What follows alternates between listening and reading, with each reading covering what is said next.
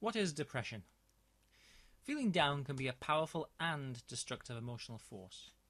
This force is within you and it has some power over what you feel and what you do. Therefore, it's essential that you spend some time understanding what's happening to you.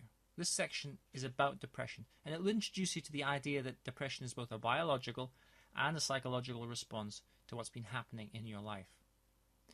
It's important when you embark upon any journey that you first know where you are. If you're using a map, there's only one piece of information you cannot do without, and that is where you are. A second useful piece of information is to have an idea of where you're going.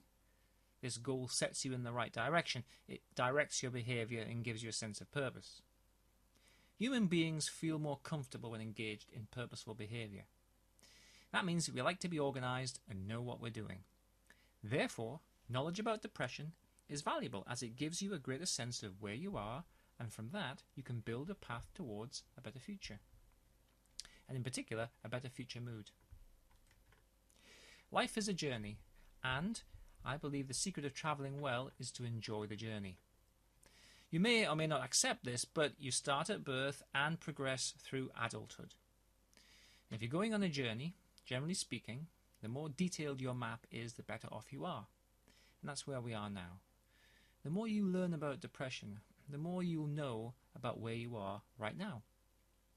Having a good sense of where you are is a brave thing to do because it may be uncomfortable, but in the end there isn't really a substitute for facts, and where you are right now can be thought of as a fact. You are here, you may as well know about it.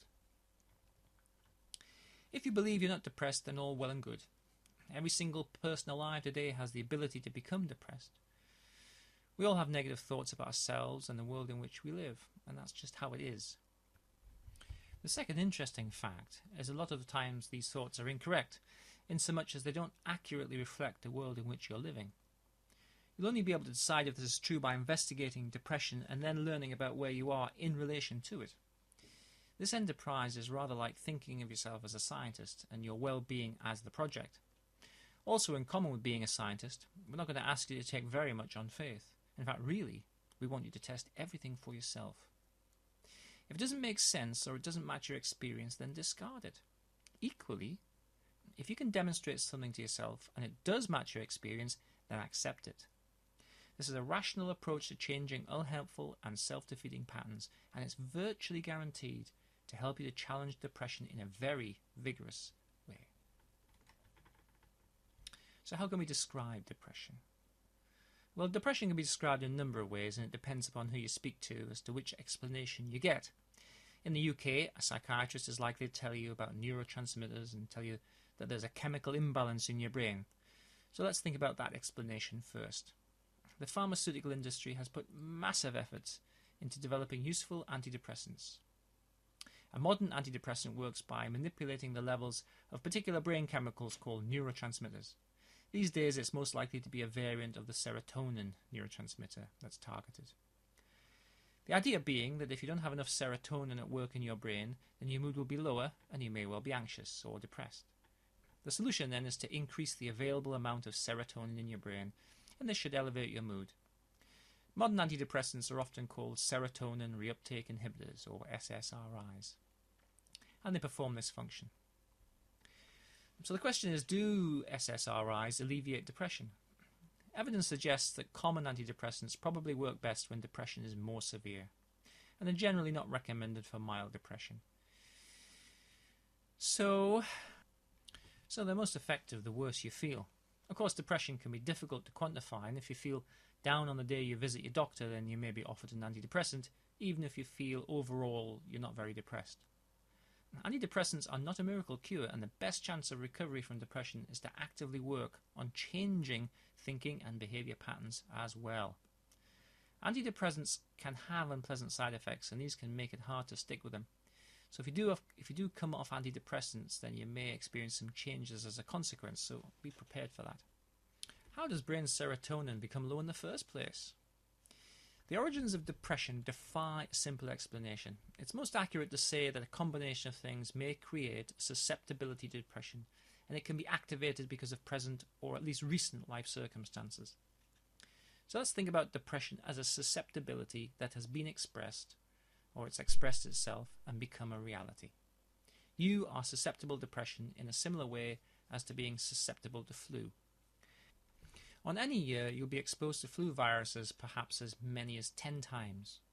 But you may only get flu once every 2 or 3 years. In fact, the incidence of flu runs at about 36% of the population per year.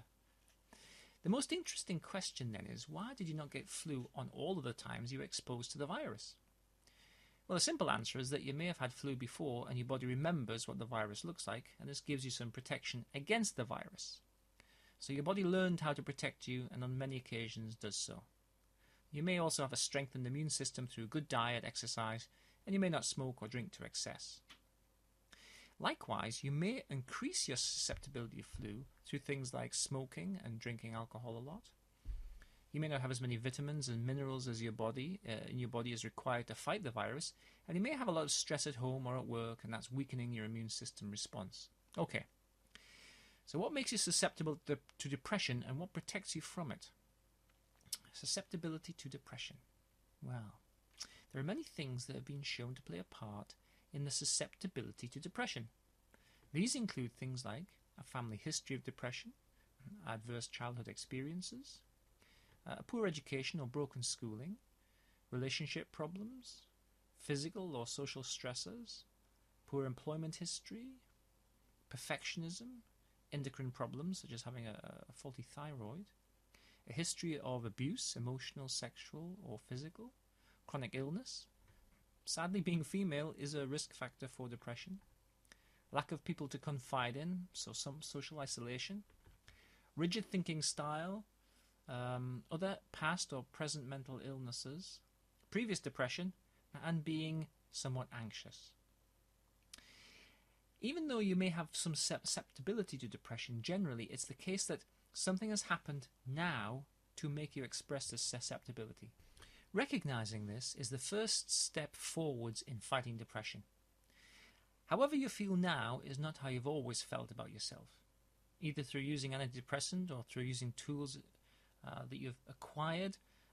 You have felt differently about yourself, and you are able to move yourself out of the depression category and back into the same category as the rest of the population. This means that you have some susceptibility to depression, but it's not manifested. The big payoff, however, is that you can protect yourself from much illness through the right kinds of actions. So you can protect yourself from depression through the right actions. As you work through the active self-help approach, you learn more about how to do that. It's apparent that we're all susceptible to flu, but we don't all get flu. In a similar way, the vast prevalence of depression in the population suggests that probably a majority of us are susceptible to some form of psychological problem, given the right circumstances, but we don't always develop it. So what happened to make depression appear? Generally, when speaking to people who've suffered depression, it's apparent that there's a trigger or series of triggers that have created the circumstances that allow depression to appear. What are yours? We have a list here of some of the most common stresses that have been implicated in causing depression.